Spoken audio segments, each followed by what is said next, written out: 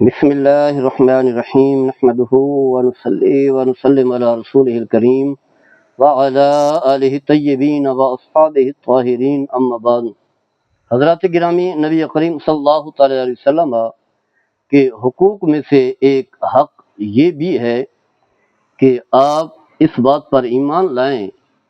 کہ آپ اللہ کے رسول اور نبی ہیں، یعنی آپ کی نبوت پر، آپ کی رسالت پر ایمان لانا،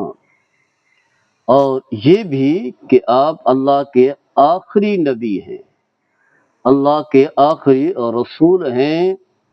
نبوت کا سلسلہ اب ختم ہو چکا ہے، آپ کے بعد نہ کسی نبی نے آنا ہے نہ کسی رسول نے آنا ہے، اور یہ بھی کہ آپ کی شریعت جو ہے وہ آخری شریعت ہے، پہلی شریعتوں کے لیے ناسخ ہے، سب کے لیے تو نہیں، چند کے لیے، چند احکام کے لیے،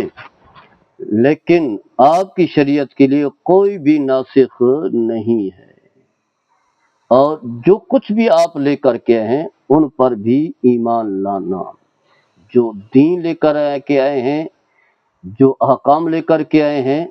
ان پر بھی ایمان لانا، یہ حق ہے رسول اللہ صلی اللہ تعالی علیہ وسلم کا۔ اس حوالے سے آپ چند دلائل سماعت فرمائیں گے۔ تو فرمایا کہ آمن باللہ و رسولہ، یعنی جہاں اللہ پر ایمان لانے کا حکم ہے وہاں متصلاً اللہ کے اور رسول پر ایمان لانے کا بھی اللہ تعالیٰ نے حکم دیا ہے، اور دونوں مخلوق کے لیے ہے، چاہے وہ انسان ہو یا جن ہو، دونوں، انسانوں کے لیے بھی اور جنوں کے لیے بھی۔ اور آگے لمبی آیات ہے، اور ایک اور مقام پر فرمایا فآمنوا باللہ ورسولہ والنور الذی انزلنا، ایمان لاؤ اللہ پر، اس کے رسول پر، اور اس نور پر، یعنی قرآن پر جو ہم نے اتارا ہے۔ اسی طرح فرمایا یا ایھا الذین آمنوا آمنوا باللہ ورسولہ والکتاب الذی نزل علی رسولہ والکتاب الذی انزل من قبل، اے ایمان والو ایمان لاؤ اللہ پر، اس کے اور رسول پر، اور اس کتاب پر جو اس رسول پر نازل کی گئی یعنی قرآن پر، اور ان کتابوں پر جو اس سے پہلے جو ہے اتاری گئیں۔ اس کے بعد فرمایا کہ جو انکار کرتا ہے اللہ کا، من یکفر باللہ وملائکتہ وکتبہ ورسلہ والیوم الآخر فقد ضل ضلالا بعیدا، جو اللہ کا انکار کرتا ہے، انبیاء کا، رسولوں کا، کتابوں کا، آخرت پر، فرمایا کہ وہ کھلی گمراہی میں ہے، دور کی گمراہی میں ہے۔ اسی طرح ایک اور مقام پر فرمایا لِتُؤْمِنُوا بِاللَّهِ وَرَسُولِهِ وَتُعَظِّرُوهُ وَتُوَقِّرُوهُ وَتُسَبِّحُوهُ بُكْرَةً وَأَصِيلًا، تاکہ تم ایمان لاؤ اللہ پر اور اس کے اور رسول پر، ان کی عزت کرو، ان کی تعظیم و تکریم کرو، اللہ تعالیٰ کی صبح شام تسبیح و تحمید پڑھو ہمہ وقت۔ اسی طرح فرمایا، اللہ تعالیٰ نے فرمایا حبیب فرما دیں یا ایھا الناس ان رسول علیکم جمیعا، اے لوگو میں تمہارے تمام کے لیے جو ہے اور رسول بنا کر کے بھیجا گیا۔ فرمایا انما المؤمنون الذین آمنوا باللہ ورسولہ، حقیقت میں ایمان والے تو وہ ہیں جو ایمان لائے اللہ پر، اس کے رسول پر، ثم لم یرتابوا، پھر جو ہے اس میں ان کے اندر کوئی شک تردد نہ ہوا، وجاہدوا باموالہم وانفسہم فی سبیل اللہ، پھر اپنے مال کے ذریعے سے، جان کے ذریعے سے راہ خدا میں جہاد کیا، فرمایا اولئک هم الصادقون، وہی لوگ سچے ہیں۔ تو گویا کہ پہلا حق یہی ہے، یعنی یہ حق ہے کہ آپ پر جو ہے ایمان لایا جائے، آپ کے اوپر جو ہے ایمان لائیں، اللہ تعالیٰ نے اس کا تذکرہ کیا ہے۔ اس کے ساتھ ساتھ جو ہے دوسرا حق کیا ہے ایمان لانے کے بعد، وہ ہے اطاعت رسول صلی اللہ تعالی علیہ وسلم۔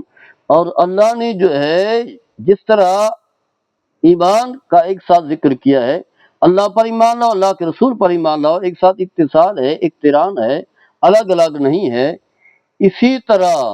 اطاعت میں بھی اللہ نے یہی ذکر کیا ہے، فرمایا وَأَطِیعُوا اللَّهَ وَأَطِیعُوا الرَّسُولَ لَعَلَّکُمْ تُرْحَمُونَ، اطاعت کرو اللہ کی اور اس کے رسول کی تاکہ تم پر جو ہے رحم کیا جا سکے۔ اور پھر حق کیا ہے محبت اور رسول، یہ چیزیں آگے بھی ہم بیان کریں گے، بہت سارے حقوق ہیں، لیکن یہاں دیکھیں نا ایک ساتھ جو ہے وہ ذکر کیا گیا ہے، ایمان بھی، اطاعت بھی اور محبت بھی۔ کیا فرمایا؟ قل ان کان آباؤکم وابناؤکم واخوانکم، اے حبیب آپ فرما دیں کہ اگر تمہارے ماں باپ، تمہاری اولاد، ماں باپ میں اوپر جتنا بھی ہے، باپ ہے، دادا ہے، پردادا ہے، اسی طرح جو ہے ماں ہے، نانی ہے، پرنانی ہے، نانا ہے، یعنی جتنی بھی جو اصول ہیں ان کی طرف، اولاد میں بیٹا بیٹی، پوتا پوتی، نواسا نواسی، جتنے بھی نیچے سلسلے چلتے ہیں۔ وَإِخْوَانُكُمْ، فرمایا اسی طرح جو ہے تمہارے بہن بھائی اور اس کے ساتھ جڑے ہوئے جتنے بھی رشتے ہیں، بھانجے بھتیجے چاچے سارے جو ہے نا۔ وَأَزْوَاجُكُمْ، فرمایا کہ تمہاری بیویاں یا بیویوں کے لیے حکم ہے تمہارے شوہر۔ وَعَشِيرَتُكُمْ، اور تمہارا قبیلہ، خاندان، جس قبیلے سے، جس خاندان سے تم تعلق رکھتے ہو۔ وَأَمْوَالٌ اقْتَرَفْتُمُوهَا، اور تمہارا مال جو تم نے جمع کر کے رکھا ہوا ہے، خوب مال ہے، کاروبار ہے۔ وَتِجَارَةٌ تَخْشَوْنَ کَسَادَهَا، اور کاروبار، تجارت، بزنس جس کے خسارے کا تمہیں خوف رہتا ہے۔ وَمَسَاكِنُ تَرْضَوْنَ، اور تمہارے بڑے عمدہ گھر، بڑے شوق سے جو تم نے محلات بنائے ہوئے ہیں، فارم ہاؤس بنائے ہوئے ہیں، سارے کے سارے۔